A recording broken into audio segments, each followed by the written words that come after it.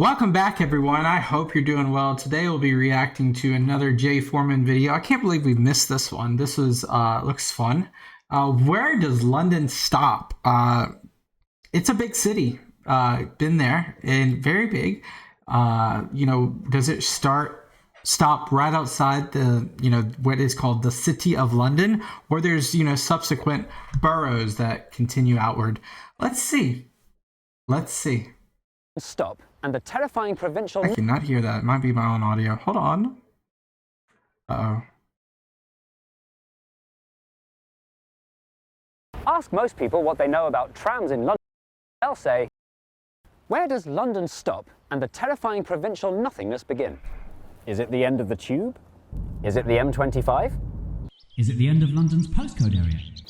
If you must know, it's none of these. London's phone code, postcode, and so on were set up at different times by different people for different purposes. Dang. Right, Watford? Dang. So where does London officially stop? The answer is right here, at the edge of the Greater London boundary. That's crazy. But why is it here and not, say, several meters to the left? Who drew this boundary, and when? And what difference does it make if you live inside it or not? And why does this bit stick out here?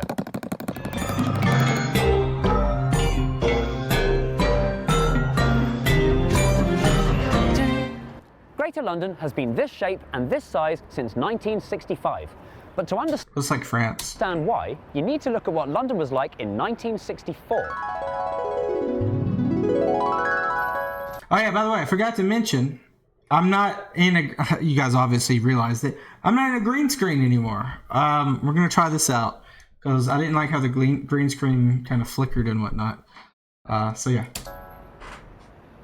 Of the 8 or so million people who considered themselves Londoners, as in they commuted to London, watched London TV and read London newspapers, fewer than half of them actually technically, legally, officially lived in London. The County of London, as it was then known, was drawn up way back in 1889 in the shape of a rhinoceros to reflect how big London had grown at that time. But it had long since burst its borders, making the rhinoceros out of date. That's crazy. This meant that suburbanites were using London's resources without paying any taxes to the London County Council, whose job was to run the whole metropolis.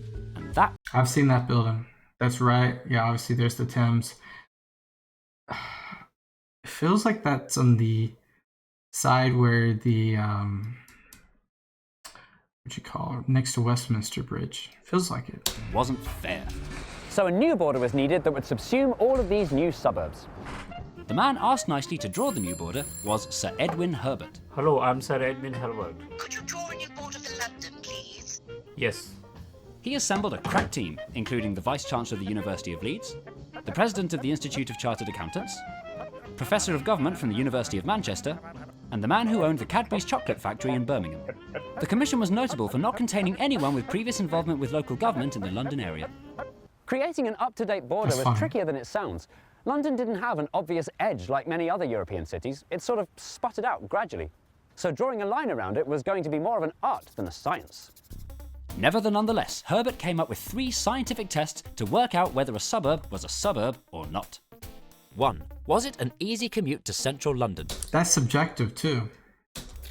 If a place was within about an hour's reach of the West End by train, it was deemed to pass the first test. So how far? 2. Was it independent? Come on, Some my keys aren't working. There we go. Central London. If a place was within about an hour's reach An hour's reach by train? of the West End by train, it was deemed to pass the first test. That's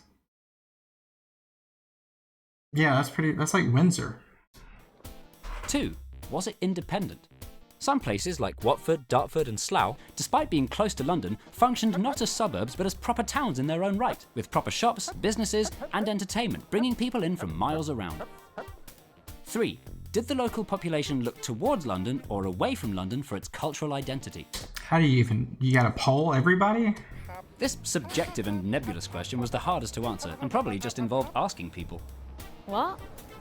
Herbert's team spent the best part of the late 50s on an exhaustive tour of boring suburbia. And when they came back, they handed Sir Edwin Herbert their results. Thank you. And this is the border he came up with for the new Greater London. Dang. But that's not the familiar shape of Greater London that we know and love today. So what happened? In posh places like Epsom, despite being the epitome of London suburbia, the locals were worried that if they joined the new Greater London, they'd have to pay more tax. So they kicked up a stink, pledging allegiance to Surrey.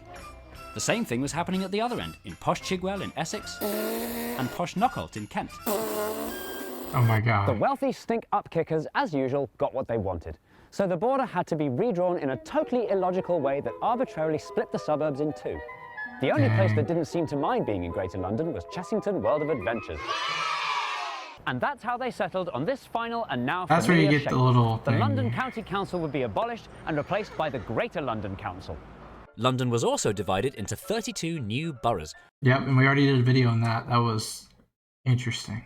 But that's a story for another time. Yep. On the 1st of April 1965, 4.5 million people woke up as Londoners for the first time. Oh. And this caused some confusion. Take, for example, Romford. If you were a Romford resident, your council changed, but your address didn't. It still said Essex on your envelopes. So, were you still in Essex or not? Technically, the home counties around the outside of London all got smaller in 1965.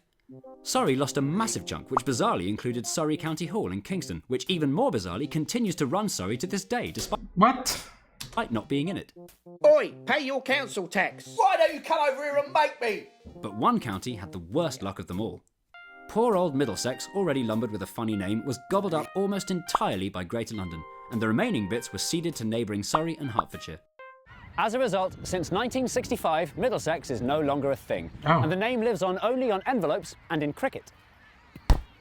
This is what gives Romford residents an identity crisis. Ceremonially, historically, in their accents and perhaps in their souls, they're Essex boys and girls.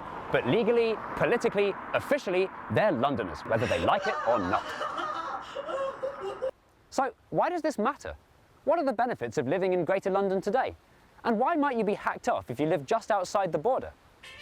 One big factor is transport. On London buses, you can pay by contactless and take advantage of the 2-for-1 hopper fare, whereas buses in the home counties are patchy and much more expensive. And it's not just buses that are better. When I What are we doing here? What are we doing? turned 60, I got a 60 plus Oyster card, which means I can travel anywhere in London for free. Really? That's pretty cool. Whereas my friend Jill, who lives over the border in Hertfordshire, has to pay out thousands for a season ticket. More important than all of this is democracy. If you live inside the Greater London boundary, you get to take part in elections for the London Assembly and the Mayor of London. Okay. Think this doesn't matter? Look at the Metropolitan line. Fast trains to Amersham were cancelled by Boris Johnson in 2012, and the planned extension to Watford Junction was cancelled by Sadiq Khan in 2016. Would these things have happened if the locals had a chance to vote the mayor out? Does anything need to be done about this? After all, the border of what counts as London has changed time and time again since the Romans. So now, 50-something years since Greater London was invented, is it time to look at those borders again? London may have stopped physically sprawling outwards when the Greenbelt was introduced in the 30s, but the capital's influence is still very expanding indeed. People are now commuting into London from further than ever before as they seek cheaper housing.